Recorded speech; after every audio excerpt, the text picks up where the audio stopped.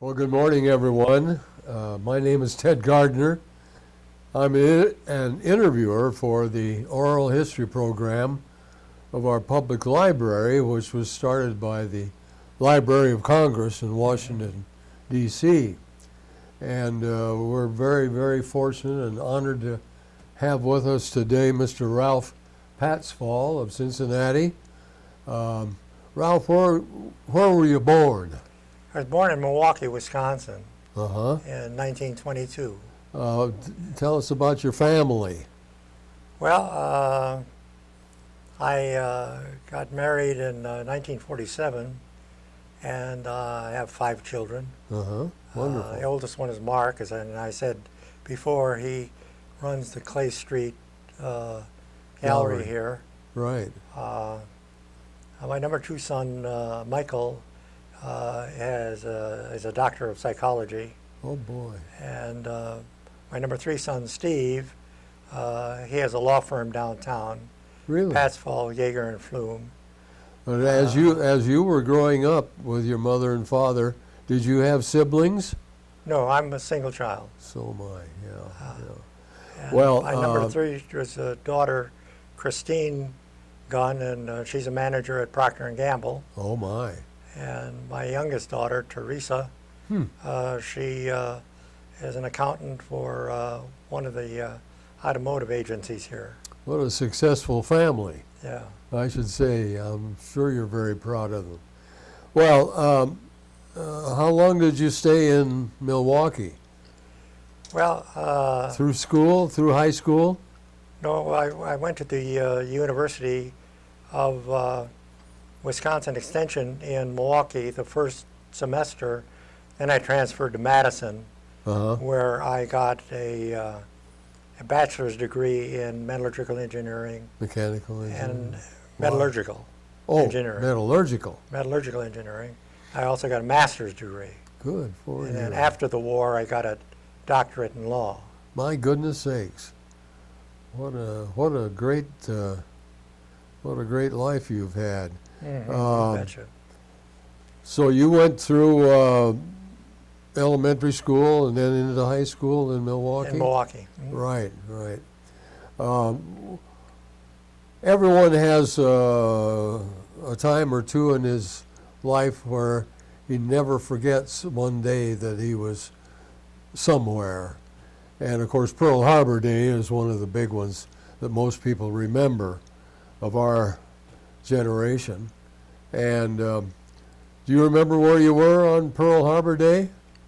Oh yeah, I was sitting at a desk at the University of Wisconsin studying when the news was announced. Of course, we were all very sad about that. Oh, yes, I should say. So you must have been the class of 44? Yes, I was a class of 44. I was, right.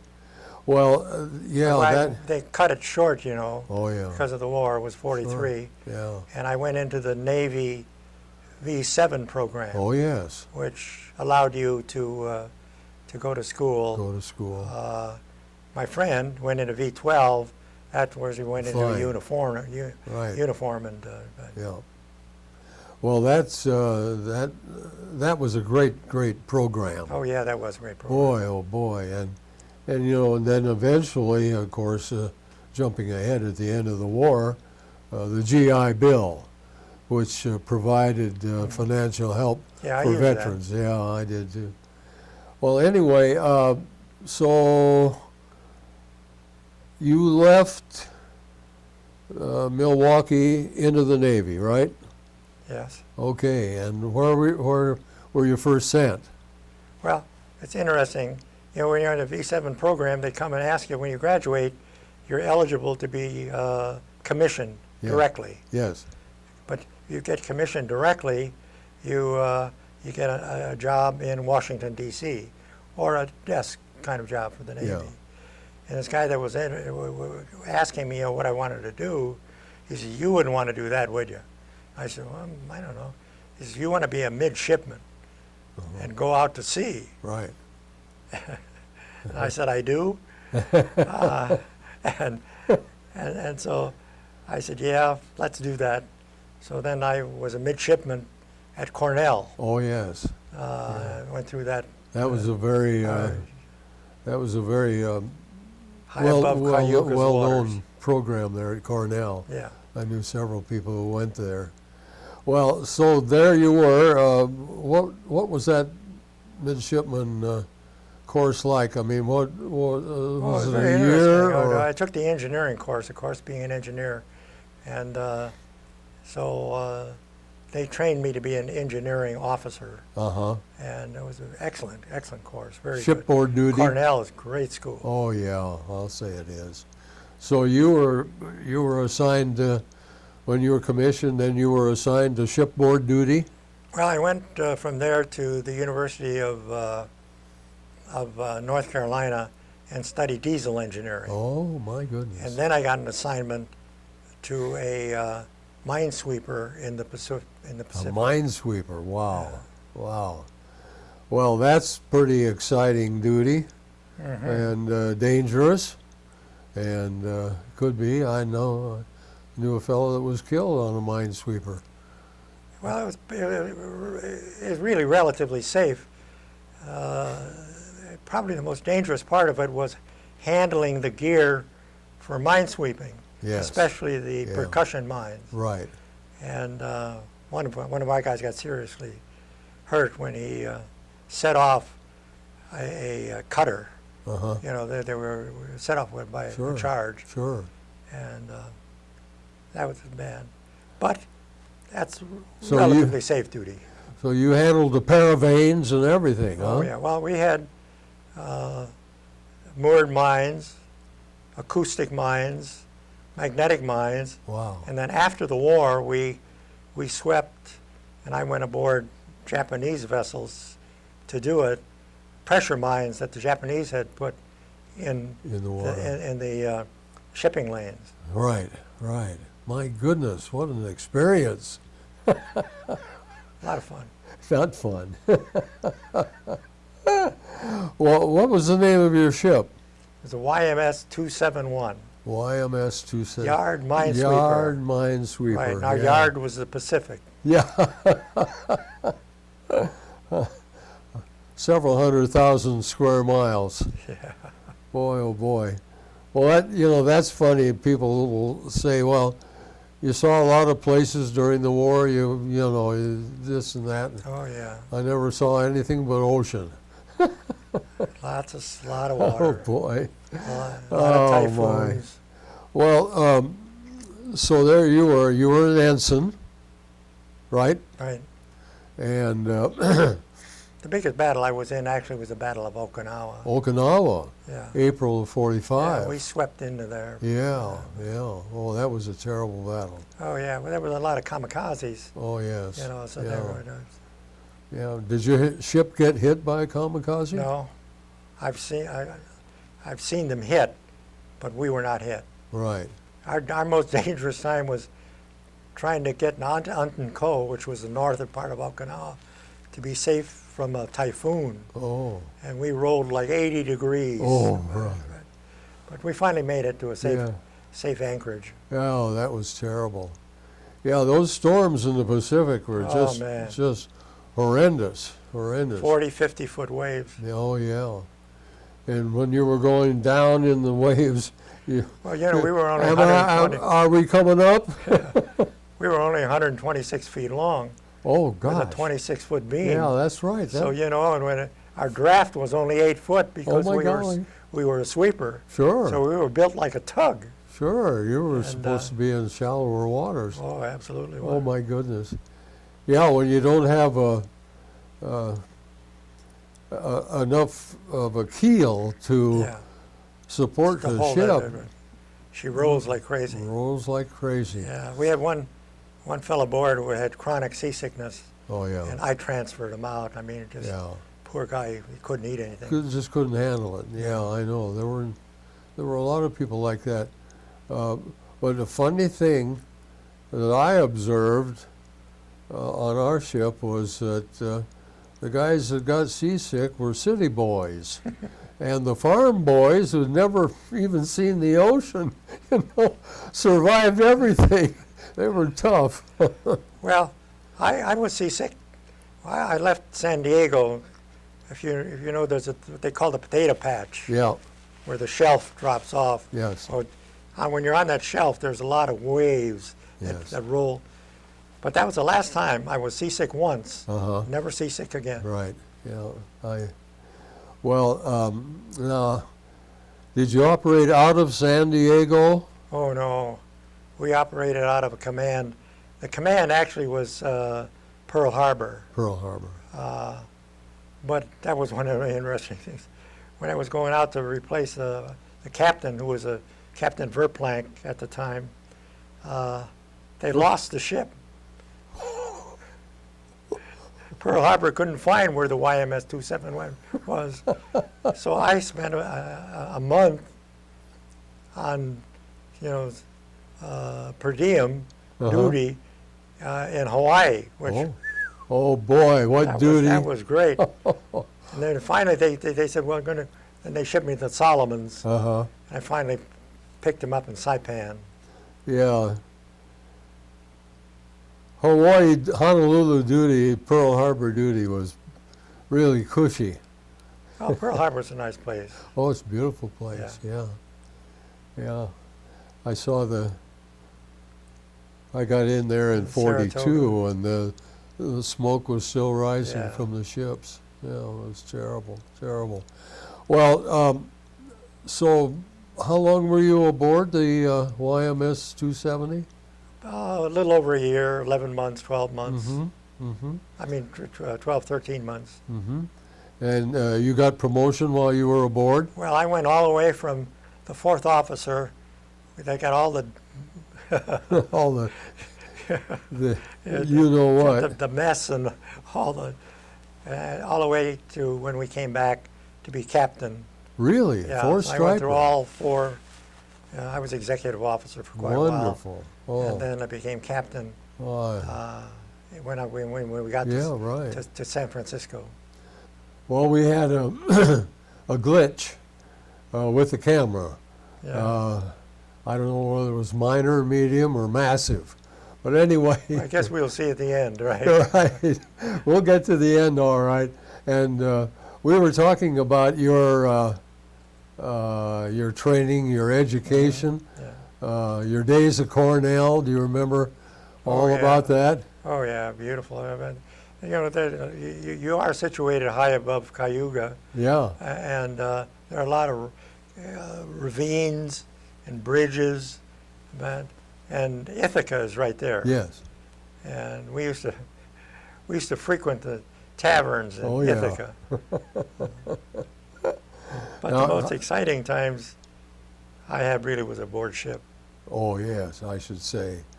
Well, so you finally got your orders, and And I picked them up in Saipan. in Saipan. The ship was there. Yeah. Solomons. Yeah. Well, Saipan is in the Marianas. Yeah. Oh well, yeah. Yeah. And of course, we'd taken over Saipan in '44, June of '44. Yeah. And that was a terrible campaign. Oh, yeah, my that was goodness. That's where the I used to watch Japanese. the B-29s taking off. Yeah, and that's where the Japanese and the Saipanese, they were just convinced that the Americans were going to slaughter them, and we tried to allay their fear, but it didn't work. Well, then, so did you leave the area of Saipan right away for Okinawa? we went out East China Sea sweep. There were a lot of moored mines that had to be cut, and most thrilling experience there was 2 moored mines got hung up in the cutter.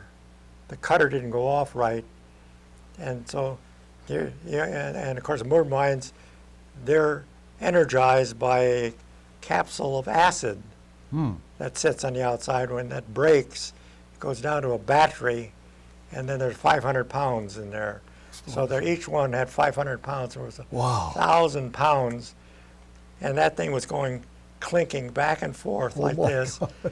And it went right about a yard Oh my word. from our ship. Oh boy, were you lucky. You betcha. But normally when you cut them, they come up individually, and you shot them with Yeah. a machine gun. Yeah, you to had. explode Well, you them. had to explode them Yeah, right. because they could Well, you sail couldn't let free, them free in the wandering sea. around. Yeah. Yeah, I should say. What was the complement of the YMS 270? How many? There were 26 men and 4 officers. Oh my gosh, that is a small complement. Yeah. And of course you had you had We had tools. radar. Yeah. I mean, for a small ship like that, but we had radar. Oh yeah, I would think so. And we had all the standard Yeah. navigational equipment. And sonar? Did you have Oh, yeah, we sonar had too? sonar. Yeah. Wonderful, wonderful. Well, that must have been very, very exciting times. Now, as you moved on from Saipan, where did you make contact with Okinawa? Well, we were, because you never got the full plan, No, but you just got the plan what you were supposed to do. that's right. And we swept in, opened up so that they could make their landing on Okinawa. And of course there was so many ships. One of the humorous things that happened was that one of the guys, we had one of these turning laundry things, sitting on the forecastle, Yeah. and and the tracer bullets, you can't. If you watch tracer bullets, you don't know where they're coming or Right. going. Right. You know? Yeah. Every And eighth here he bullet. was trying to get into this laundry thing for protection. Oh man! Oh man, I'll say. But Well, tell us some more of your experiences aboard that wonderful ship. well, it was a lot of fun for me. We prior to occupation, we went down to train for the invasion in Mindanao, the Philippines. All right. And so we were training for invasion when they dropped the atom bomb Atom bombs, on yeah. Hiroshima. Yeah. So that quickly turned to be training for occupation. Yes. Yeah. And so we swept in for the occupation at Right. Wakayama. Oh, okay. And if you know anything about Japan, I spent a lot of time in Japan after the war and during sweeping. Right. But Wakayama was a big resort area. Oh, yeah. A lot of tea houses Oh. above looking at. So we had a lot of great times Oh, my going to the tea houses You had pretty on good, Wakayama. pretty good social life in the Oh, yeah. Navy. So there you were. Now, how far out did the Japanese set their minds? Well, if you know the East, it was all throughout the East China Sea, and then I would say somewhere about 150 nautical miles Uh-huh. east of Japan. East, Yeah. this way. Yeah. Yeah. But in between, in between. between North Korea, Yeah, the islands, South Korea, China, yeah, the islands. the yeah. sea, the China. So the you got Japanese- into the China Sea. Oh yeah. Wow. Oh yeah. We were at Hiroshima, which is on Oh, that yeah, side Sure. of. Sure. And So we were at Sasebo. You probably knew that. Cebu, Yeah, Sasebo. Philippines. No, that was southern Japan. Oh. Different spelling. Yeah, different spelling. Very true. So you said you got quite a bit of shore duty in Japan. Oh yeah. Well, when the war Were- ended, all those shipping lanes had to be cleared. Oh yeah. They had to be cleared of the moored mines, the acoustic mines, the magnetic mines, and then one day a four-striper comes aboard, and he says, "We're looking for a pilot." And I said, "Pilot for what?" And well, we got these freighters that we fitted for pressure mines. What the Japanese had done was set pressure mines in the shipping lanes. You know, the back end of the ship, because the bow was plowing through the water, has a higher head. Right. And so that you had a wave of pressure, and they were set for a number of clicks. It didn't go off the first time the ship went over it. Right. And so he was looking for a pilot. He said the Japanese pilots wouldn't go where they were told to go. So he assigned me to one of these freighters Uh-huh. to Right. sweep the pressure mines. Right. Well, you were a very valuable person, I should say so. I don't know about that, but Oh, yeah. but it was a lot of fun. I You mean, probably saved a lot I of had lives. I had a buddy who was a doughboy in Europe, and I'd rather have been on my little ship than Same a here. doughboy out there Same here. in Europe. Well, that reminds me, I just for a contrast, I spoke to a Marine. I spoke to a Marine in the Solomon Islands. We were down in the slot. I was on a picket boat, and one of the Marine after the island was secured, and the Japs had been routed finally. That was a terrible campaign too. Oh, yeah. But anyway, I got to talk to a Marine who had been ashore and had fought, and I said, "Oh boy," I said, "I certainly don't envy you, being in that terrible swamp and jungle and everything, and the enemy firing at you and everything." And he looked at me and he said, "It's a hell of a lot better than being out there in that deep ocean. I wouldn't want that." So it was all a matter of. Well, it depends on how good your view of the water was. That's true. That's true. So okay, now you're. How long were you in the occupation there? I came back September of '45, I think. Okay. I think Shortly that's after right. the surrender. Huh? Shortly after the surrender. Yeah. Yeah. Well, there was that was what, April? No, So- the surrender was September the 5th. Oh, okay. Well, we were there like 6 months. Oh, wow. After that, sweeping. Yeah. So I may get the timing a little bit off. Sure. And you kept getting your promotions. And Yes, I kept the. Wonderful. Yeah, I became wonderful. captain of the ship. Yeah, I should say that's wonderful. So, yeah, the Naval Reserve. I was in the reserve too, Yes. but the reserve was just the most supportive and Yes, it was. fine program. Yeah, I was all in around. reserve after, and Oh my goodness! I yeah. taught physics and stuff for the classes in Milwaukee. Mm-hmm. Uh, Wow. while I was in the reserve. Sure. Well, that's I'm just thrilled to hear your tales. Tell us about Okinawa. Well, Okinawa, it was a tough battle, but once we occupied, the people were pretty friendly. Mm-hmm. Now maybe that was for fear, but whatever it was, I think later on they knew that we were there to help them Right. rather than to hurt them, Right. and so it was very interesting.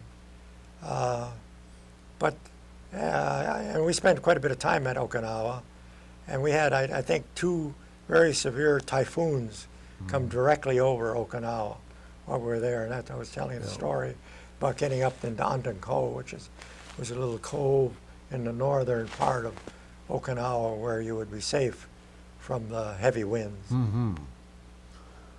Boy, well, after another glitch in the camera here, we'll continue.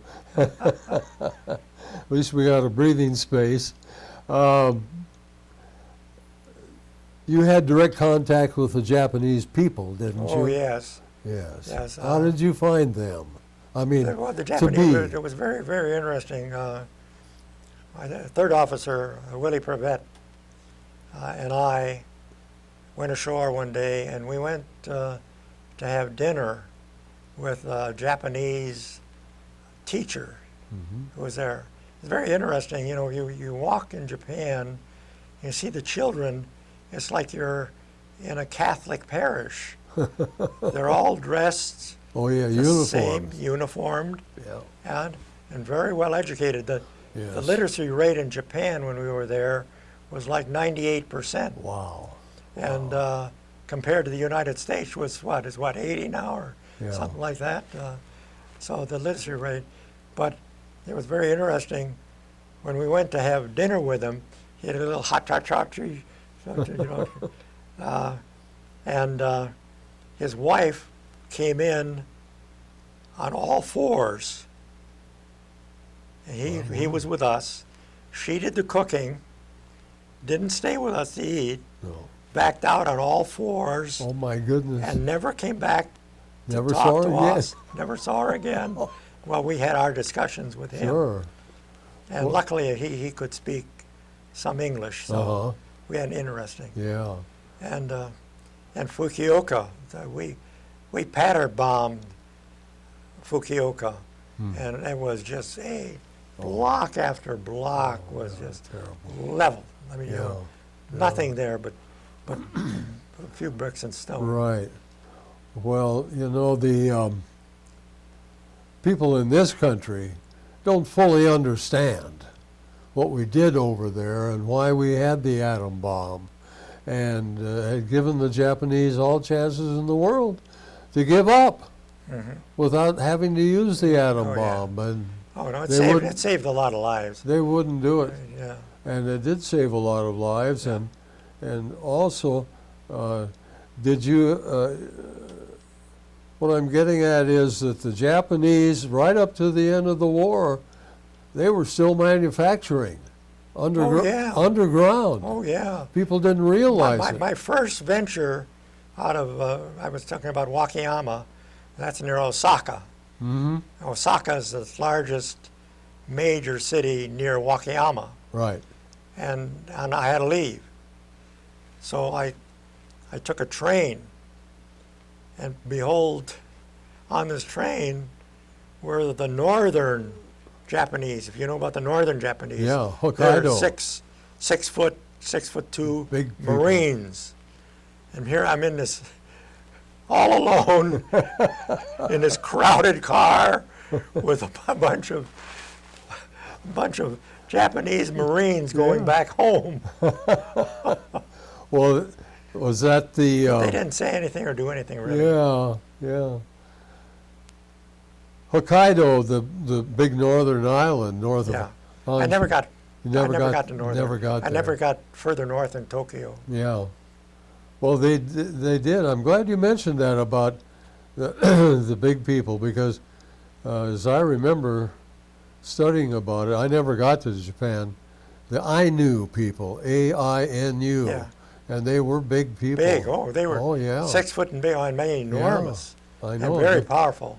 just towered over the rest of the You think of population. getting into some sort of a fight with them? Why, Oh boy.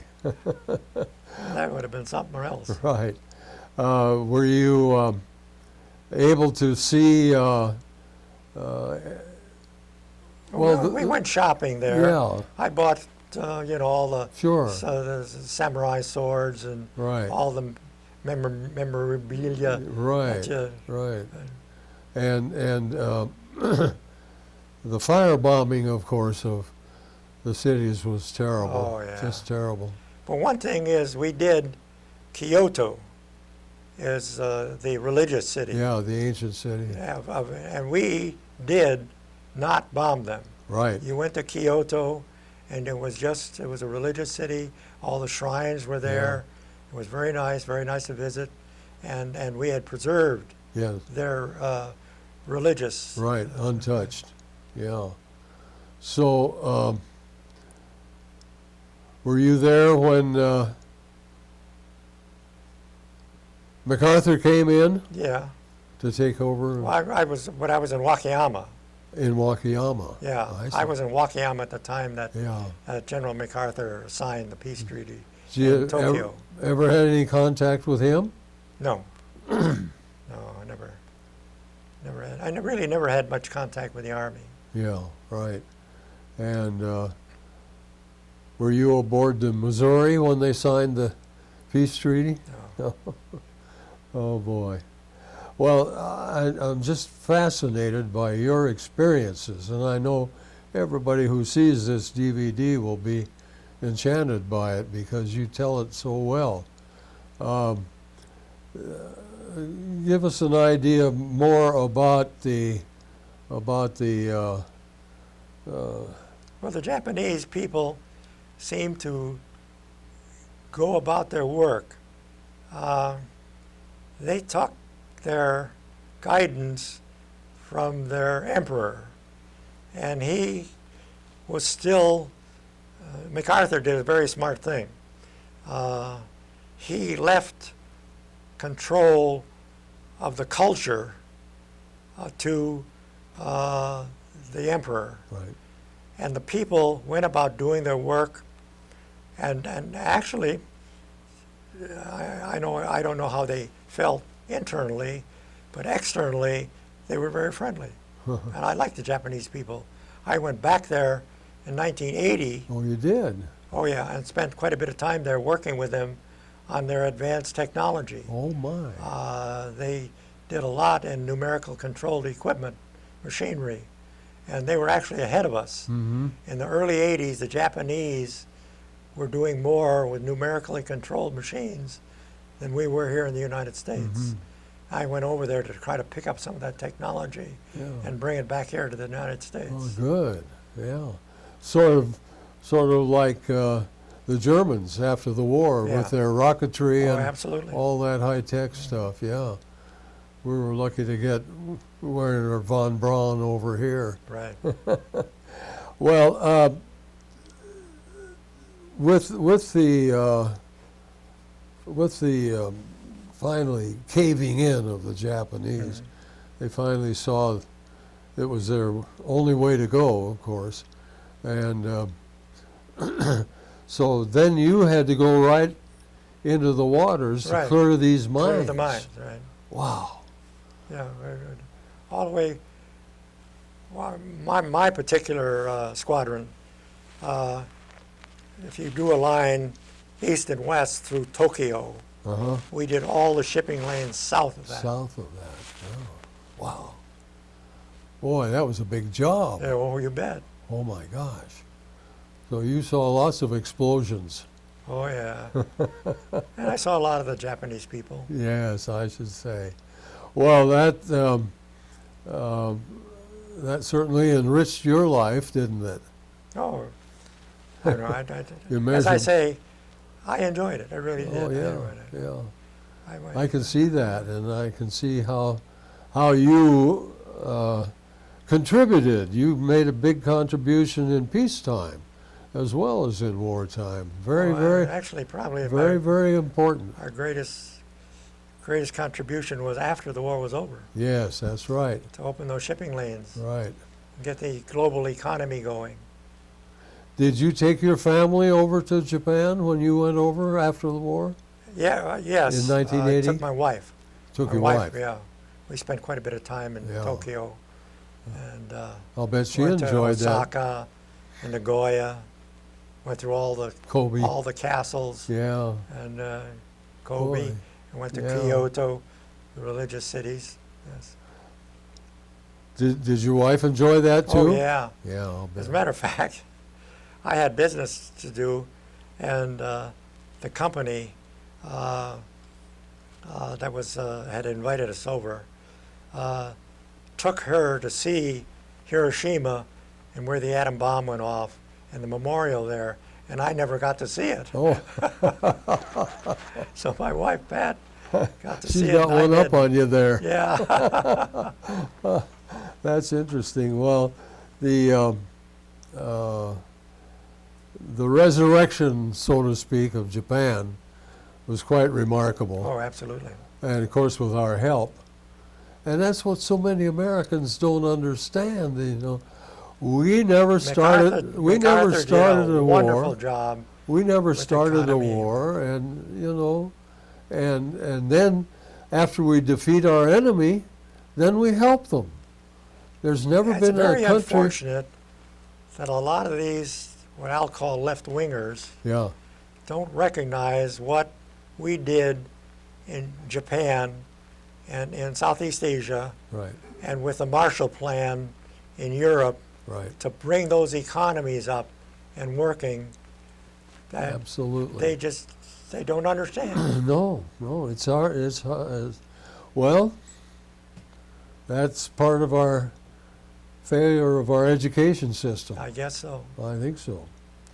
Well, anyway, the going back into sea duty, were you ever attacked by Japanese planes or anything like At that? Okinawa, At Okinawa. yeah.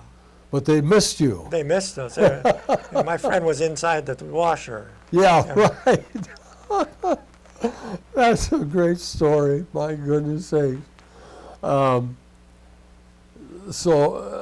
I would think that life aboard a smaller craft like that would be pretty interesting. Well, it is. I mean, the officer enlisted relationship is, you can't tell the difference. Sure, you blend Right, together. You blend together. Absolutely. Everything. Everybody's in the same boat, Absolutely. so to speak. Yeah. But, Well, one of the interesting, when I was mess officer, which is in the 4th, we had a treaty with Australia uh-huh. that we would take so much Australian lamb in exchange for and that was not a popular dish. No. No. And the guys had very slippery hands as they transferred it from the ship over to our ship. Nope. There Oh, goes the lamb. sorry about that. Yeah. By golly. That was the shipboard food wasn't what you'd rate. Well, you can't complain. You No. go back to the doughboys, Oh, in yeah. Europe. Oh, terrible. and Yes. so I wasn't about to complain about the food. Yeah. Yes, now, did you mention Guadalcanal? You went No. to the No, Solomons. yeah. No, I was never there while the war was going on. No. I mean, Guadalcanal was secured Oh, yeah. by the time I was out Yeah, there. that was March of '43 Yeah. when they finally Yeah. secured that. Yeah, Guadalcanal was secure when I was Yeah, out there. right. And did you go ashore there? Yeah. In the islands? Yeah. I went ashore nearly every place. Oh, boy. Oh, yeah. Taking advantage of your Yeah. situation. That's wonderful. Well, what became of the YM 270? They I finally. think it was decommissioned on the East Coast. Uh huh. Yeah. Probably. Because I left, I turned over command, and then the next mission it had was decommission Right. on the East Coast. Right. Yeah. Well, the Navy. The Navy has such tremendous traditions, and decommissioning ceremonies, transfer of commanding officer ceremonies, yeah. all this Oh, kind they of would do stuff, which is just marvelous Yes, and it never was. to be forgotten. Yeah. And coming aboard ship Oh yeah. was always a ceremony. Yeah, But, but permission to board ships or all that. Yes, well, it was truly an experience. I wouldn't want to go through it again, but I'm glad I did, oh yeah. and I was very lucky too. Yeah. But you didn't suffer any Injuries. war wounded No. aboard. No. My biggest wound was I got a fungus infection. Oh yeah, very common. Oh man, that's terrible Oh, that stuff. was terrible. Terrible But, stuff. that was my biggest wound on it. Yeah. Well, those guys that fought in the jungles and everything, were just man, terrible. unbelievably bad conditions. Yeah. I mean, you just can't imagine it until you That's did it terrible. yourself. Yeah, and of course now we're suffering the traumas of Vietnam, and now of course the Middle Yeah, East. my oldest son was in Vietnam. He was. Mhm. My goodness sakes. Oh, I'll bet you prayed hard for him. You betcha. Oh my goodness, yes. Well, my gosh, Ralph, if you think of any other humorous events or anything like that. Oh, that's about it. Oh, You guys have exhausted me. how did you like sake? Oh, I like sake. Did you? Oh, you betcha. Rice wine. Sip that little wine. Yeah, just a little bit at a time. Oh, a little bit at a Oh time. boy. Yeah, Great it was stuff. powerful stuff. Oh, yeah. Loved it.